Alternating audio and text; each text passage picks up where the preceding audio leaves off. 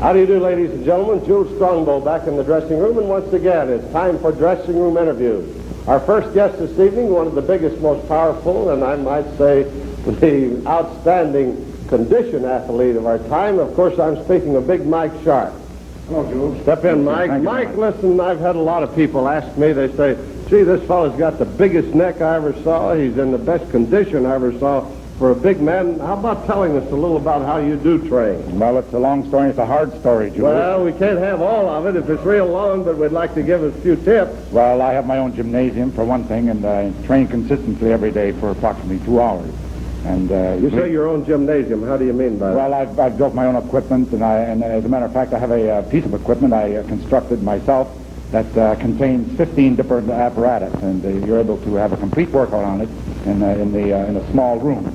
And there's very few men that can actually follow me through a routine on this particular apparatus. I know you do a certain type of training that keeps your hips and your waistline down. I imagine there's a lot of our wrestling fans, both male and female, they would certainly like to know how you do this, among other things, but then that's a secret, huh? That's one of my secrets, yes. What about your neck? What training do you do with your neck? Well, I have a 21.5-inch neck, and I have a routine I go through, and of course it's hereditary. My father was a very large man. He was a little taller than you, Jules, and my grandfather was much larger than me, in fact. And I stem from a long line of wrestlers. My great-grandfather was killed wrestling. Oh. Mm-hmm. That was up in the northern part of Canada. You see, I spring from the North Woods. That's right. Now, Mike, I'm not saying this insultingly, but the reason I asked you about your neck, I've heard some of the fans say that you're the only wrestler they ever saw that they thought he could pull his shirt off without unbuttoning the collar. Well, that's exaggerating. Well, not a whole lot when you get a good look at it. Well, it's certainly wonderful having you with us, Mike, and thanks for the tips on conditioning, and I hope we'll be seeing a lot more. Thank you very much, Jules. Thank you. And now, once again, it's the Mr. Moto, the man from the Far East, the man that's done so much with bringing Far East wrestling to the United States.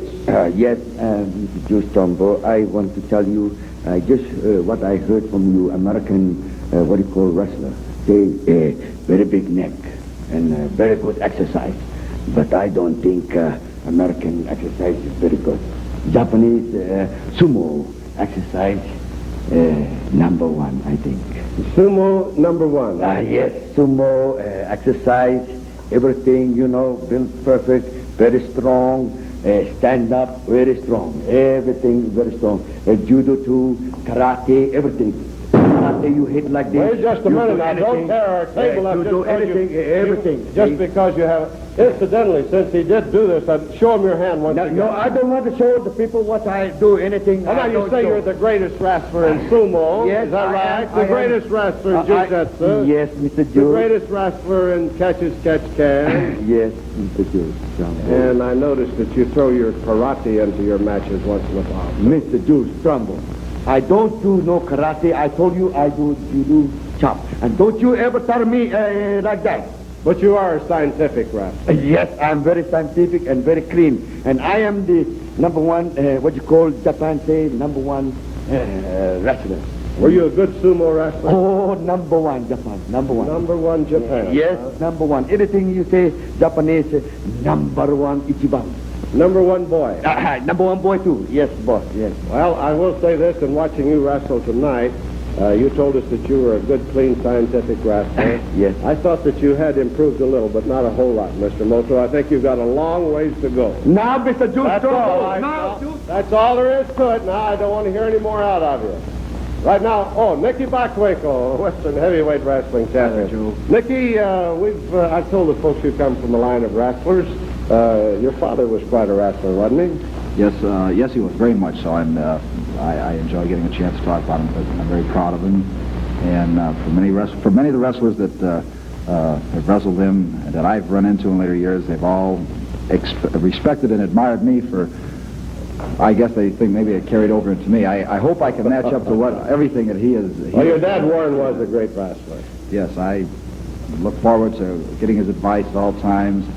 And whenever I come home, I tell them where I've been, who I've seen, who I've met, and I've always got a lot of hellos and well wishes for him. Well, Nicky, I know you've done very well for yourself too, because you're won the Western Heavyweight Wrestling Championship. You've shown the eagerness and the willingness to defend it to one and all customers, and it's a pleasure to have you with us on Dressing Room Interviews. Jules, it's a pleasure being here. And say hello to your dad, Warren, for me. Thank you very much. Okay, Nicky Bockwinkel, the Western Heavyweight Wrestling Champion. And now we have the fellow that says that he's the pride of all women. He says there's no lady or woman in the world that can resist him. Of course, we're talking about the great Freddie Blassie. The great, classy Freddie Blassie. Just don't forget that. Like I say, I want to take my hats off to you promoters. I don't throw compliments around too often. But at the present time here, you have got very good wrestlers. I've seen wrestlers all over the country, different territories, but at the present time, you have all the great ones. In other words, what you're saying is that you find yourself in a position here that's unusual. You're just one of many great wrestlers. No. Now, you misunderstood me. I said you have a lot of great wrestlers here. But now, with Freddie Blassie in the territory, you have the greatest. See, you had a lot of great wrestlers here. I will take my hats off to you promoters for that. But now, you have the greatest when you have the classy Freddie Blassie in here, as I have proven tonight. Because, like I say, you saw what I did out there. I annihilated that pencil-neck geek in the ring with me, playing with him like a cat with a mouse, like I do with all my opponents. It's been 5 years since I've been defeated, and I can put my record up against anybody. Like I say tonight, I never heard so much vain conceit talk like I heard out of that Jap and that arrogant punk that just left here, Bockwinkel. I mean, saying this and that, but like I say, I'm a very modest fella and very quiet and unassuming unless I get riled up. And the ladies really do like you, huh? Well, by all means. I mean, after all, it's proven itself time and time again. You take a look out there, the ratio is about 4 to 5 to 1 females whenever I wrestle. And like I say, the men, they despise me and they hate me, and I can readily understand why, because after all, they hate to see some fella in that ring that is 10 times better than they are at anything that they do. Anything they can do, I can do 10 times better, regardless of what it is. The art of making love, anything. Freddie Blassie is the greatest.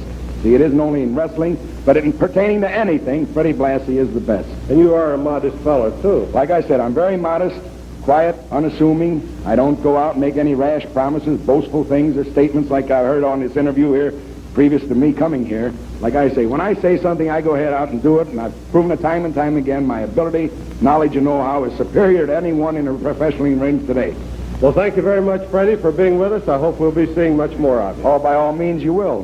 Thank you. Thank you very much. Classy Freddie Blassie, as he says himself, a very modest fellow, but he says he is the greatest wrestler in the world, and he certainly proved to many of you that he knows what he's doing when he is in the ring.